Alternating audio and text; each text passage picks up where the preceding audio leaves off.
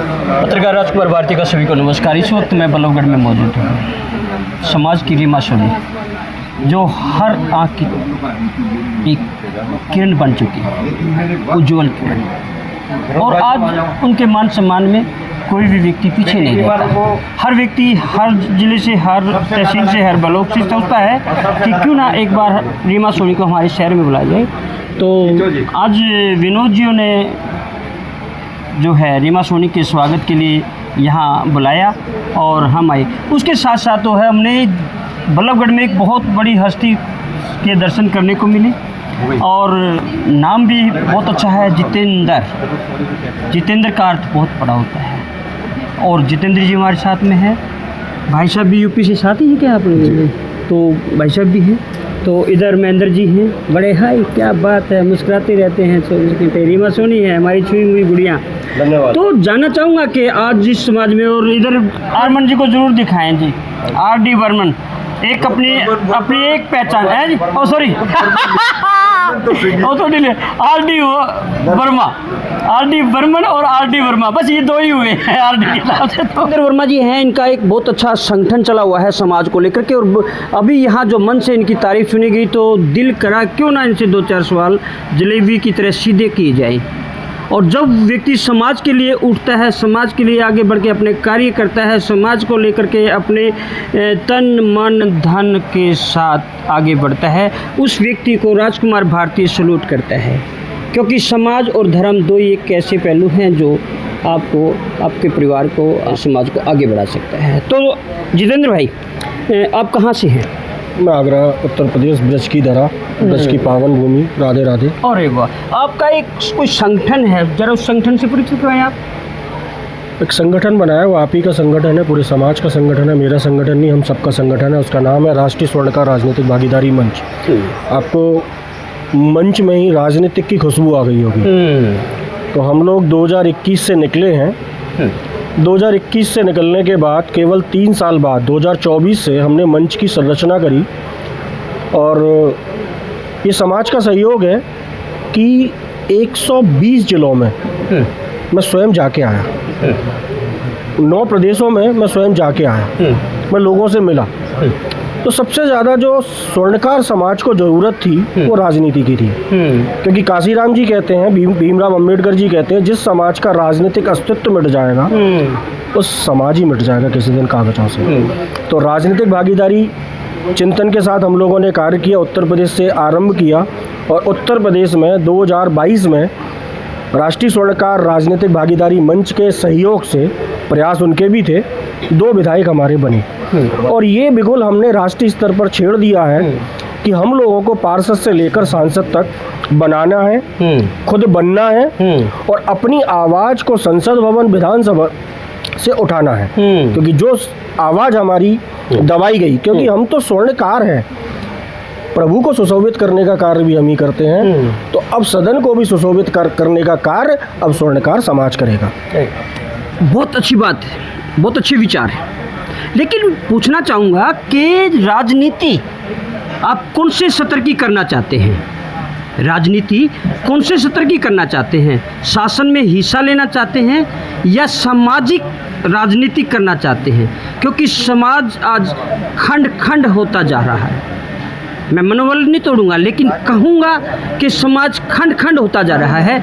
समाज के अंदर ही एक ऐसी राजनीति होती जा रही है जो जितेंद्र जैसे व्यक्ति ऊपर उठने का प्रयास करते हैं, समाज को लेकर जाने का प्रयास करते हैं, लेकिन उसकी टांग को ऐसे कोई तो खींचता है, वो रास्ते में तोड़ ही देते हैं, कोई दोबारा और ना पकड़ के उसको उठा दे। तो ऐसे व्यक्तियों के लिए क्या कहोगे आप? बहुत बढ़िया आपका प्रश्न है राजकुमार जी। पहले तो मैं आपको आपके प्रश्न बोलूँगा। समाज मेरा एक है, समाज मेरा इकट्ठा है। समाज एक ना होता तो आज रीमा सोनी जी अपने उकलाना से आज बल्लभगढ़ ना होती, बल्लभगढ़ के लोग यहाँ ना होते, उत्तर प्रदेश की आवाज़ यहाँ ना होती, तो समाज तो एक हो चुका। अब समाज को सुशोभित हमको विधानसभा में करना है, क्योंकि मिशन 27 हमारा नारा है, अब की बार सदन में 20 पार। तो हम लोगों ने ठाना है इस बार कि हम लोग इस बार लखनऊ के सदन में जो 2 स्वर्णकार हैं वो 2.5 के अंक तक पहुंचे, और उन्हें भी हम सजाने का कार्य करेंगे, क्योंकि अगर पुखराज भी बनता है तो सुनार बनाता है, अगर कोई मोती पहनता है तो वो सुनार बनाता है। तो हम सदन में भी जाकर जो हमारी आवाज़ें दबाई गई, जो राजनीतिक चिंतन, जो राजनीतिक अप्रभाव था, उसको प्रभाव में बदलने के लिए राष्ट्रीय स्वर्णकार राजनीतिक भागीदारी मंच तैयार है। बहुत बहुत बढ़िया। ये एक सच्चाई है कि अगर हीरे को तराशता है जौहरी, अगर हीरे को तराशता है जौहरी, तो वो जौहरी सुनार है। और जैसे जितेंद्र भाई ने कहा है कि एक एक जौहरी को तराश करके सदन तक भेजना है, लेकिन कब भेज पाएंगे? जब अपनी दुकान का लालसा आप छोड़ पाएंगे। एक तरफ तो आप अपने बच्चों का भविष्य उज्जवल करने की बात करते हैं, दूसरी तरफ आप दुकान से थोड़ा सा भी दूर हट के अपने समाज को समय नहीं दे सकते। उस बात का बड़ा खेद है। तो रीमा सोनी एक पहचान बन चुकी है हरियाणा के अंदर, यूपी के अंदर, राजस्थान के अंदर, पंजाब के अंदर, और यहाँ तक कहें कि हमारा पूरा भारत के अंदर चैनल देखा जाता है और पूरे राजनीति के साथ जो है देखा जाता है।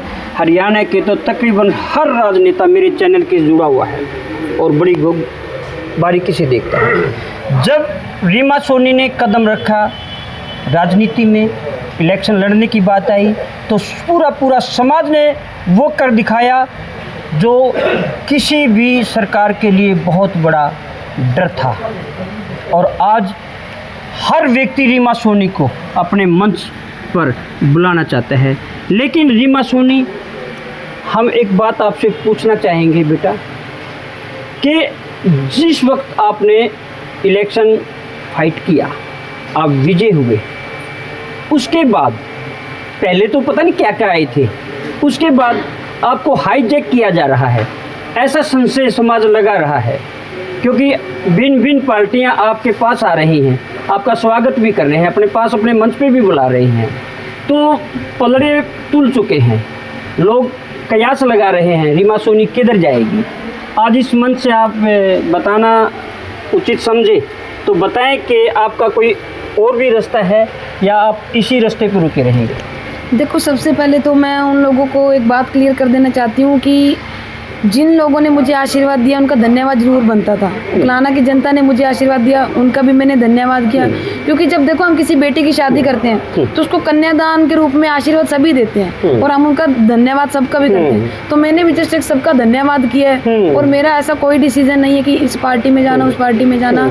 मेरे को उकलाना की जनता ने विश्वास के दम पर चुना है, तो मैं भी उनसे विश्वास दिलाती हूँ कि मैं उनके विश्वास पे खरी उतरूंगी, जो मेरी उकलाना की जनता कहेगी, क्योंकि मेरे लिए मेरी उकलाना की जनता सर्वमान्य है। उन्होंने मुझे चुना है और मेरे लिए जो भी मेरा डिसीजन होगा वो उनसे तालमेल करके, उनसे बातचीत करके, उनसे मिलजुल कर किया जाए। देखिए, अपना भविष्य, अपने हल्के का भविष्य, ठीक, जिन्होंने आपको चुना है, कहते हैं अंधेरे में कोई एक छोटी सी किरण नज़र जब आती है, आदमी उधर ही रास्ता ढूंढना प्रयास करता है।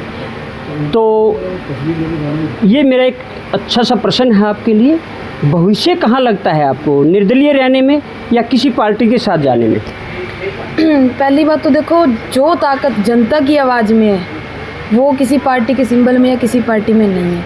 और दूसरा, आप कई बहुत से उदाहरण हम दे सकते हैं जिन्होंने निर्दलीय रहकर भी काम किए हैं, विकास कार्य करने हम। और दूसरा, आपको मैं बता देना चाहूँ कि नगर पालिका का भी एक ग्रांट होता है जिससे हम विकास कार्य कर सकते हैं। दूसरा, हमने सबको मिलजुल कर साथ लेकर चलना है, क्योंकि हमने विकास कार्य करना है, तो हम सबको साथ लेकर चलेंगे और विकास कार्य करेंगे। रीमा सोनी के फादर साहब हैं, वैसे तो बेटी पे हाथ पिता का होता ही है, लेकिन हर मंच पे महेंद्र जी साथ रहते हैं और रहना भी चाहिए, क्योंकि समाज को जो संभालना है उस पोजीशन को भी देखना है जहां इनको चेयर मिली हुई है।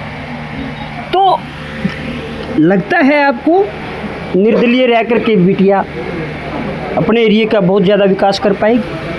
बिल्कुल क्यों नहीं हो सकता, क्योंकि 2006 से लगातार एमसी होने के नाते पहले मैं पार्टी जेजेपी में था, उसके बाद मैंने कोई पार्टी ज्वाइन नहीं की थी और निर्विरोध बिना किसी पार्टी के मैंने हमारे उकलाना की जनता की सेवा की और उस जनता ने उस सेवा का फल भी हमें दिया और आगे भी हम ऐसे ही जनता की सेवा करते रहेंगे।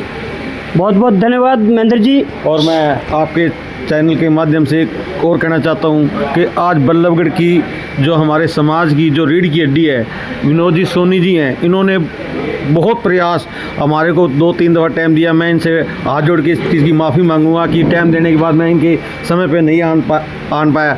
और उधर से हमारे संदीप जी, इन्होंने बहुत प्रयास किया फ़ोन में बार बार, भाई आपने 2-3 बार प्रोग्राम मिस किया, क्योंकि हमारा थोड़ा सा शेड्यूल ऐसा हो गया था हर तरफ से, यानी कि हमारे को लोग कोऑपरेट करे थे। तो मैं इनसे माफ़ी चाहूँगा जो आज इन्होंने इस समाज को एक जागरूक करके, समाज को इकट्ठा करके आज जो हमारा यहाँ आने का हमारा स्वागत किया, हम इनके बहुत आभारी हैं। मैं तो ये कहता हूँ कि समाज को एक ये संदेश जाए, ये नहीं है कि इन्होंने प्रोग्राम किया है, आज इस बच्ची का अगर हौसला बढ़ा समाज के कारण हुआ है, समाज ने आज इसका हौसला बढ़ाया है।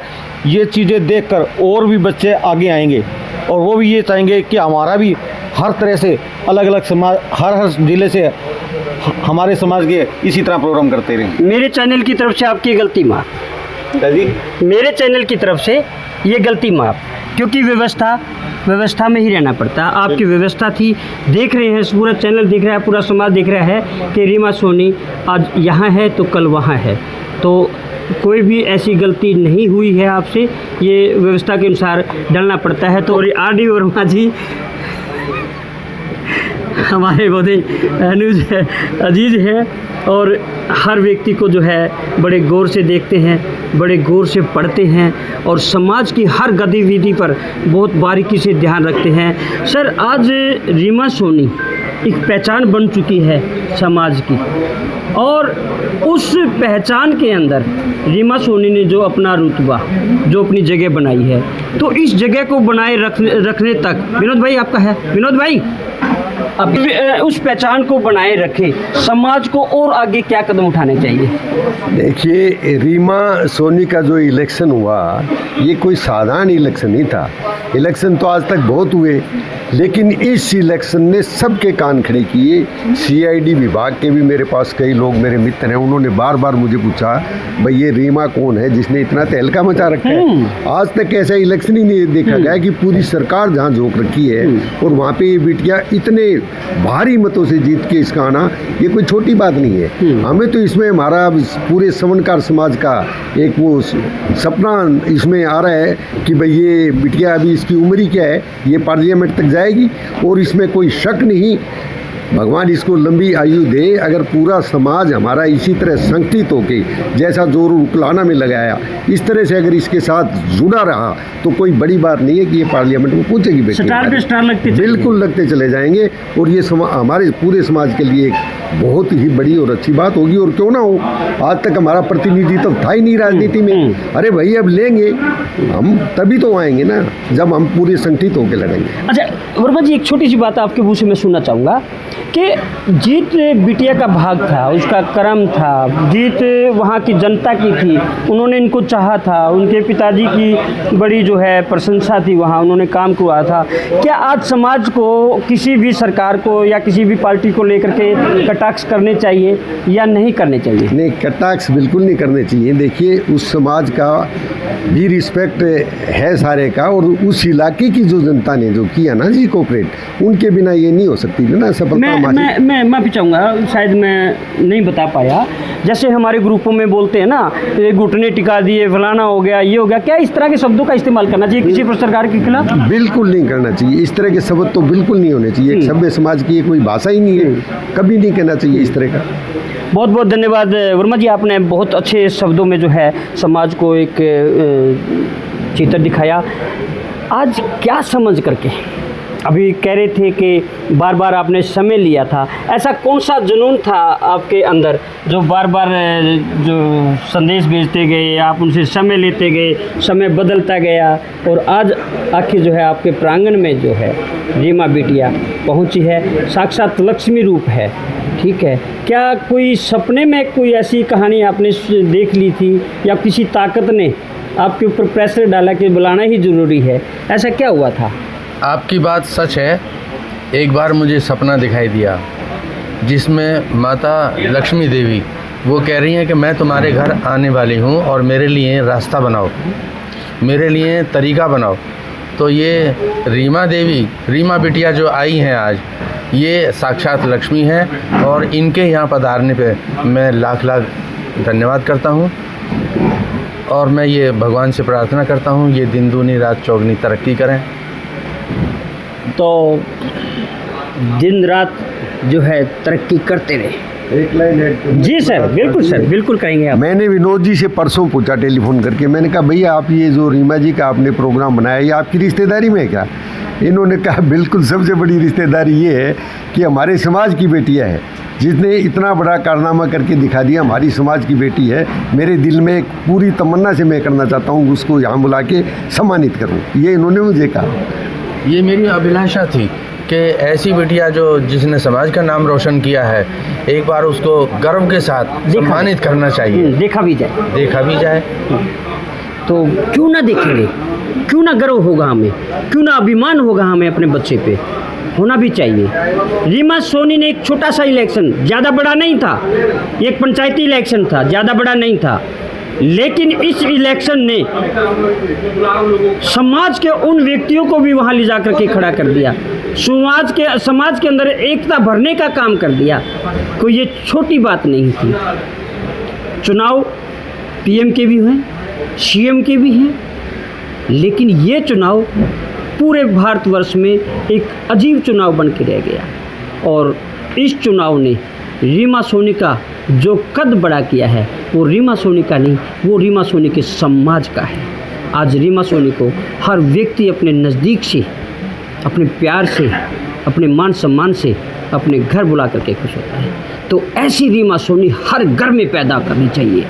ऐसी रीमा सोनी के जज्बे को जो है सभी को सैल्यूट करना चाहिए और अपने बच्चों में ये रील बनाने की, इंस्टाग्राम पर गेम खेलने की इस लत को छोड़ करके राजनीति में लेकर के आना चाहिए और रीमा सोनी की तरह है उसके संस्कारों की, उसके आचरण की और उसके अभिमान की तरफ लेके जाना चाहिए। तो अब पत्रकार राजकुमार भारती को दे इजाज़त।